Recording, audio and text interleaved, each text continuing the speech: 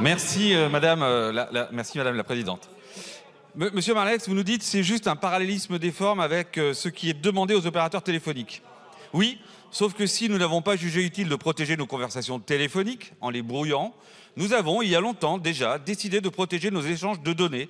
Et pour cause, elles font l'objet de tant de convoitises. De fait, faire une interception de sécurité sur une conversation téléphonique vous donne un accès en clair en contenu sans effort particulier des opérateurs télécoms.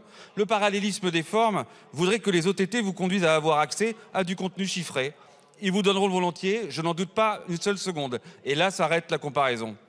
Monsieur Midi, si cela est une coquille vide et salée, cela n'a pas sa place dans notre droit.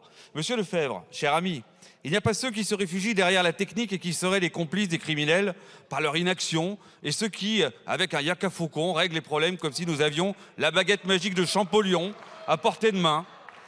Et je crois que c'est même un peu dégueulasse de voir les choses ainsi. Je crois que demander le renforcement de la coopération des plateformes pourrait nous réunir, plutôt qu'un article dans notre droit qui ressemble davantage à un cahier des charges stérile. Et sur ce chemin, je serai à vos côtés. Monsieur le ministre, j'ai une question simple. Les criminels narcos, les terreaux, sont-ils en mesure, à partir du code source d'une messagerie demain, de faire tourner un service concurrent à celui que vous cherchez à imposer et à faire développer par les plateformes? La réponse, il me semble, est oui. Mais vous avez le droit de tenter de démontrer le contraire. Et enfin, sur Apple, pardon de vous le dire, mais la référence et la comparaison n'est pas du tout valable.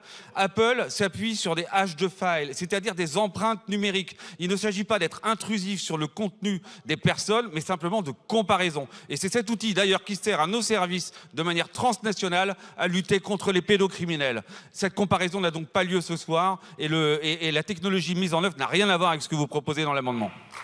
Merci, Monsieur Boto.